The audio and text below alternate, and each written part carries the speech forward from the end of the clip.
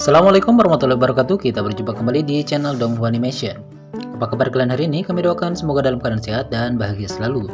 Masih bersama admin Umam 90-an yang masih suka menonton anime. Pada video kali ini kita akan coba bahas tentang guru besar Yellow ya. Kita akan melihat sisi lain dari kehidupan Yellow di masa lalu ya. Tapi sebelum kita bahas, tentunya bagi teman-teman yang baru mampir, kalian bisa dukung channel ini dengan menekan tombol subscribe dan mengaktifkan lonceng notifikasinya. Jika kalian sudah, maka admin ucapkan terima kasih karena kalian sudah ikut membantu channel ini agar lebih berkembang dan memberikan informasi yang menarik ke depannya. Oke, mari kita mulai pembahasannya.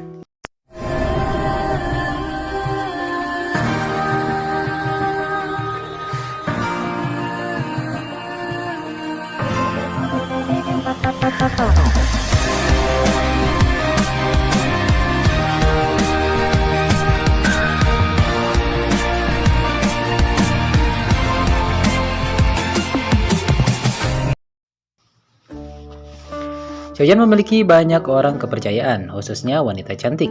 Dia dan Sun-er memiliki kehidupan pribadi dalam keluarga Xiao. Dia juga bertemu Yun-yun di pegunungan binatang sihir. Dia menghabiskan beberapa bulan sendirian di pegunungan dengan dokter kecil. Dan juga dia berhasil menaklukkan Ratu Medusa di Gurun Tager. Han Shui di Dataran Tengah dan juga Chao Ying di Peel Tower. Tentu saja masih banyak lagi ya. Jadi dapat dikatakan bahwa ada banyak orang yang menjadi orang kepercayaan Xiaoyan yang menyertai pertumbuhannya. Dan Yellow sebagai guru Xiaoyan juga meninggalkan banyak hutang di Zhongzhou, bukan hutang uang ya, tapi hutang perasaan. Oke, mari kita bahas. Bagi dongeng lover yang sudah membaca kisah Yellow dalam video admin terdahulu yang berjudul The Legend of Yellow, di situ admin ringkas tentang kehidupan Yellow di masa lalu ya. Di sana kalian juga bisa temukan setidaknya ada 4 wanita yang hampir menjadi istri dari Yellow. Siapa saja mereka? Yuk mari kita bahas. Yang pertama adalah Xuan Yi. Xuan Yi adalah salah satu dari 3 raksasa di Peel Tower. Dia adalah wanita dengan kekuatan Banseng saat ini. Dia juga adalah guru dari Chao Ying, yaitu salah satu alkemis dari keluarga Chao di kota suci Peel Tower.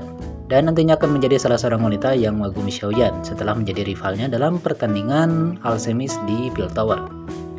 Setelah kompetisi alkemis di Peel Tower selesai, Xuan Yi secara pribadi bertemu dengan Xiaoyan dan bertanya tentang Yellow dengan ekspresi yang sangat khawatir. Bisa dipastikan bahwa pasti ada hubungan antara keduanya. Setelah memberitahu Xuan Yi mengetahui masalah bahwa Yellow diculik oleh Hall of Soul, Xuan Yi yang mengetahui bahwa situasi Yellow juga sangat mengkhawatirkan. Bahkan lebih menyesal ketika dia tahu Yellow menghilang lama karena dikhianati oleh muridnya Han Feng. Padahal dulu Yellow menolak hubungan mereka berdua ke jenjang yang lebih serius karena Yellow lebih memilih ingin fokus membimbing muridnya Han Feng tersebut. Tak disangka murid yang dia anggap harta berharga bagi Yellow malah menusuk Yellow dari belakang.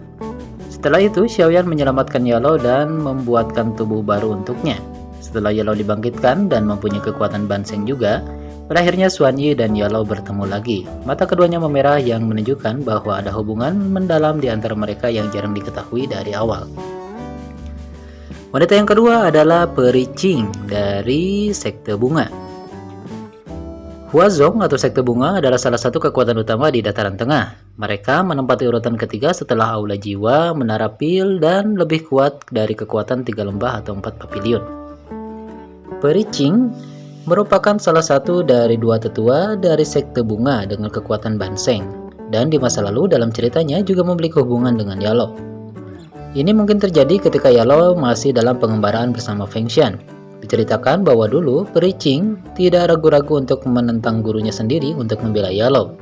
Namun pada akhirnya memang Yellow lebih memilih fokus berkultivasi dan tidak menanggapi perasaan Peri Qing ini. Setelah Yellow menghilang karena dikepung dan ditekan oleh Istana Jiwa dan terbunuh oleh Han Feng, Peri Qing juga mengumumkan bahwa dia akhirnya akan berlatih dalam pengasingan untuk meredam kesedihan dalam waktu yang sangat lama. Suatu saat nanti, Peri Qing akan muncul kembali ketika perebutan posisi ketua di Sekte Bunga antara Yun-yun yang diwarisi kekuatan oleh Nenek Hua, yaitu ketua Sekte Bunga sebelumnya.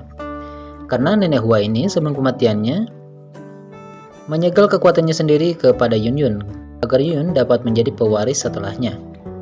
Dia berharap bahwa Yun-yun bisa memimpin Sekte Bunga ke depannya. Pada saat itu Yun-yun berseteru dengan murid dari Nenek Hua sendiri yang dibantu oleh pasangannya yang berasal dari Sekte Istana Langit Mendalam. Di sanalah Xiaoyan diutus oleh Yalou untuk membantu Yunyun menyelesaikan masalahnya.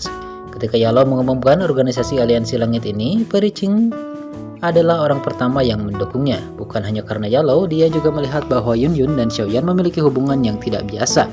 Dan pada pertemuan aliansi, tentu saja Peri Qing bertemu kembali dengan Yalou. Namun tentu saja tidak ada hubungan yang dikembangkan lagi di sana. Wanita yang ketiga adalah Han Shanshan. Hubungan antara Han Shanshan dan Yalou lebih rumit lagi. Keduanya sebelumnya merupakan adalah guru dan murid. Han Shanshan adalah guru pertama yang didapatkan oleh Yalou ketika dia memasuki Bell Tower. Han Shanshan mengajak Yalou untuk tinggal di Bell Tower, dan itu disanggupi oleh guru Han Shanshan asalkan Han Shanshan menikah dengan Yalou. Tentu saja itu merupakan sesuatu yang tidak terjadi pada saat itu. Tetapi bagaimanapun keduanya dapat dianggap seperti kekasih.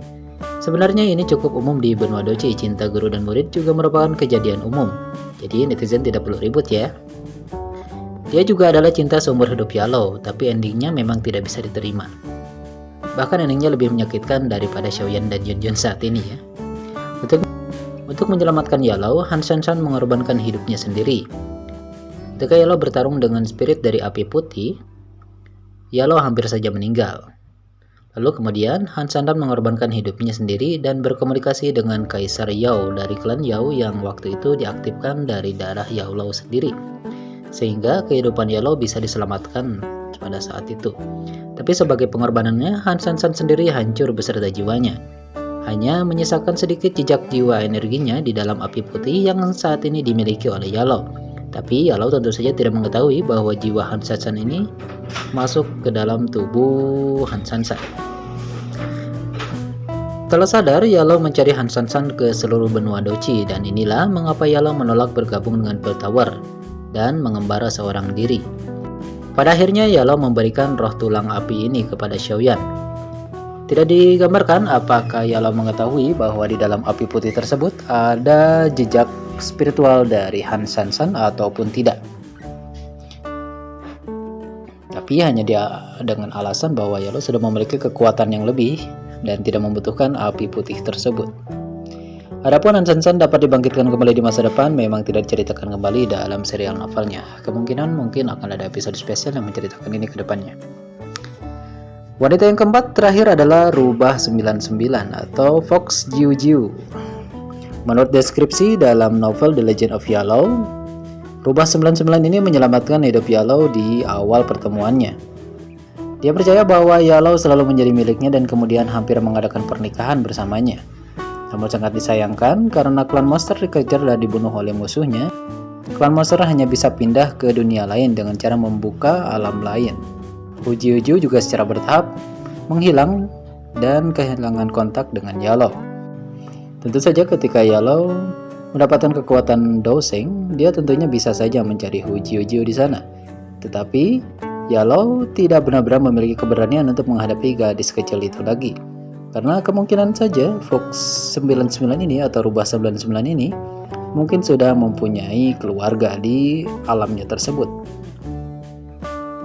Memang di akhir cerita betul-betul event tidak diceritakan apakah mereka bertemu kembali. Mungkin saja akan dibuat serial animasinya tersendiri ya untuk versi The Legend of Yalou ini. Kita nantikan ke depannya. Itulah 4 wanita yang digambarkan dalam 4 wanita ini hampir menikahi guru dari Xiaoyan ini.